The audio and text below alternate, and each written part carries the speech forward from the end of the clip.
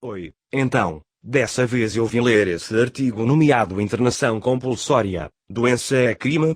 Esse artigo foi escrito pela Calive e traduzido pelo Eric Vasconcelos no dia 17 de junho de 2015. Sem mais delongas, agora começarei a leitura desse artigo. A internação compulsória é o poder que o Estado possui para institucionalizar pessoas com transtornos mentais contra a própria vontade. Uma das leis mais conhecidas de internação compulsória é a Lei Baker de 1971 do Estado americano da Flórida, que permite a internação involuntária de uma pessoa que a. possa ter transtornos mentais e b. possa causar danos a si mesmas, aos outros ou que negligencie a si próprias. A experiência da institucionalização é geralmente traumática e muitos daqueles que já foram internados alegam que não foi de qualquer serventia. Ao invés de ajudar as pessoas em necessidade, o Estado as prende e as força a cumprir pena pelo crime de simplesmente existir. A mensagem que o Estado passa é a seguinte: doentes mentais não são pessoas. A hospitalização involuntária é comumente utilizada como meio de impedir uma pessoa de cometer suicídio. Contudo, nenhum dos Estados norte-americanos tem leis contra a tentativa de suicídio, que foram abolidas a partir dos anos 1990. N.D. O suicídio no Brasil também não é infração penal, embora seja ilícito.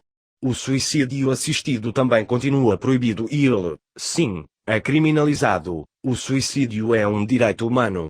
Da mesma forma que as pessoas têm o direito de viver como escolhem desde que não agridam as outras, elas têm o direito de morrer desde que não agridam as outras.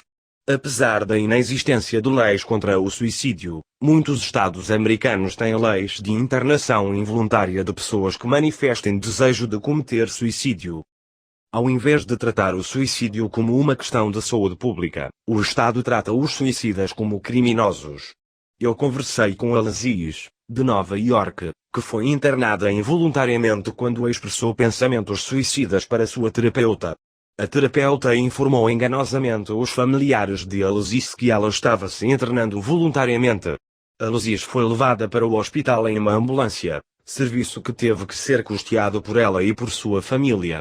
Durante sua estada, Aziz, uma mulher transgênero, foi mantida no hospital, privada de sua medicação hormonal, foi tratada por pronomes masculinos e teve que responder questões invasivas sobre sua genitália. Apesar de informada que poderia deixar o hospital quando quisesse, funcionários do hospital ameaçaram mantê-la por mais um mês se discordassem das razões que ela expressava para sair do hospital e a forçaram a tomar medicamentos debilitantes. Aziz considerou a experiência traumatizante e absolutamente prejudicial, sem nem mesmo levar em conta os gastos com a internação. O Estado trata até mesmo aqueles que se hospitalizam voluntariamente como criminosos. Conversei com Carla, do Mississippi, que voluntariamente se apresentou ao psicólogo de sua faculdade para pedir informações sobre hospitalização, mas não teve a permissão de deixar o local.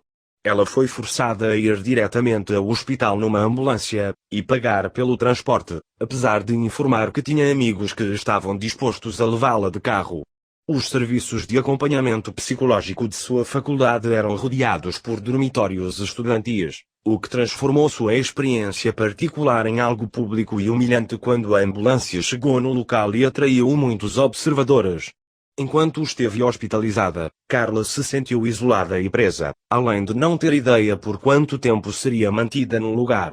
O que começou como um passo voluntário rumo à recuperação se transformou num encarceramento traumatizante.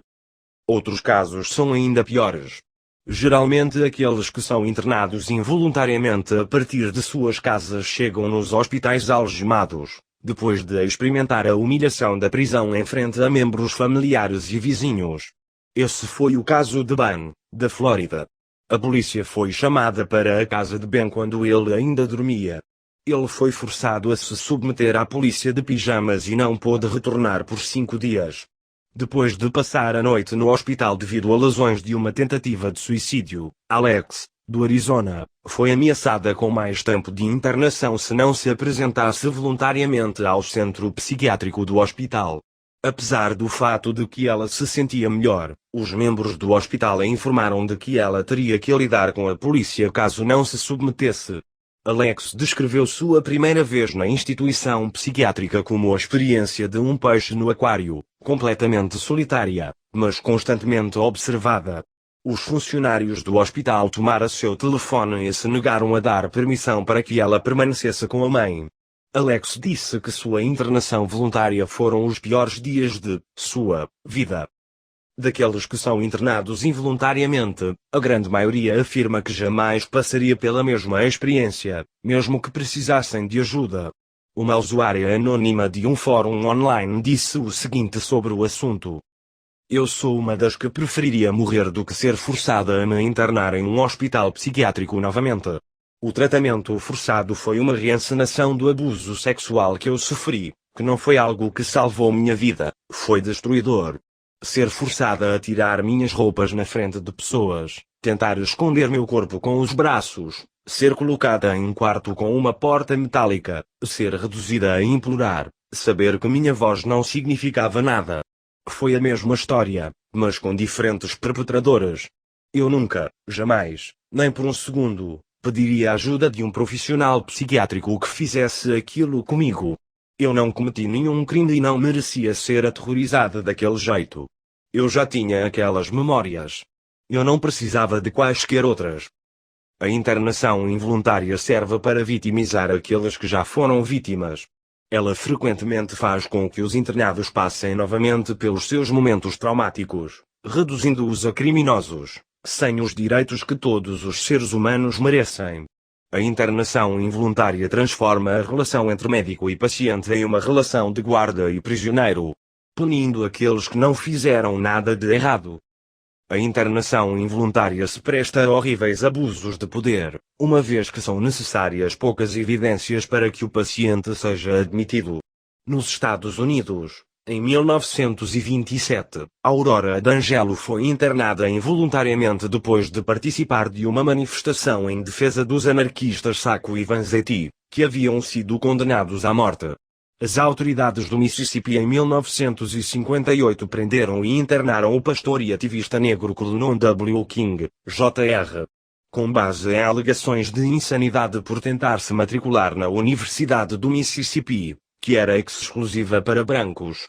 No caso de 2010 do delator Adrian Shawcraft, quando o ex-policial de Nova York afirmou que a polícia estava fraudando as estatísticas de criminalidade, a corporação o enviou para um hospital psiquiátrico em vez de investigar sua acusação.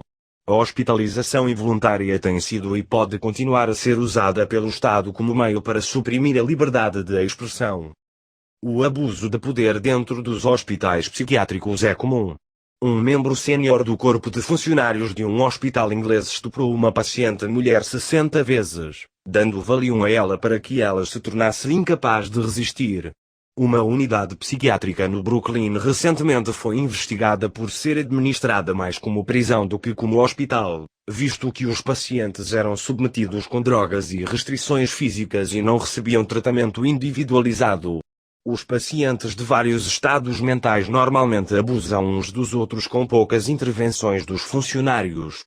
Pacientes que sofrem de esquizofrenia são isolados, traumatizados e tratados como criminosos violentos, apesar de não terem qualquer histórico criminal. A existência da internação involuntária se deve em parte à associação dos transtornos mentais à violência. Contudo, muitos desses temores são infundados. As doenças mentais se tornaram a nova válvula de escape para os crimes violentos cometidos por pessoas violentas e os principais atingidos são os doentes. No entanto, a doença mental não é crime, é um transtorno médico e deve ser tratada como tal. A maioria das pessoas que sofre de depressão, ansiedade, transtorno bipolar, esquizofrenia e várias outras doenças mentais podem ser adultos capazes e funcionais. A noção de doença mental, em si, em geral, é uma construção social. Alimentando-se do estigma social que essas doenças carregam, o Estado ganha legitimidade para aprisionar um número enorme de pessoas que nunca cometeram um crime. A internação involuntária é traumatizante e inútil para os que sofrem de doenças mentais, prestando-se facilmente a abusos. Embora pareça uma prática distópica de ficção científica, o aprisionamento de pessoas que pensam diferente é real. ao privar os doentes mentais de seus direitos humanos e tratá-los como propriedade do governo, o Estado perpetua a ideia que as pessoas com transtornos psiquiátricos são menos que pessoas. Eu nem acredito que precise dizer isso, mas os doentes mentais também são gente. No demais foi isso. Aqui no fim o Érico destaca que todos os nomes presentes nesse artigo foram modificados para proteger a identidade dos citados. Espero que todos tenham gostado da leitura desse artigo. Código do TikTok e Quai na descrição para caso vocês queiram ajudar o canal. Link do artigo também na descrição. E, até mais.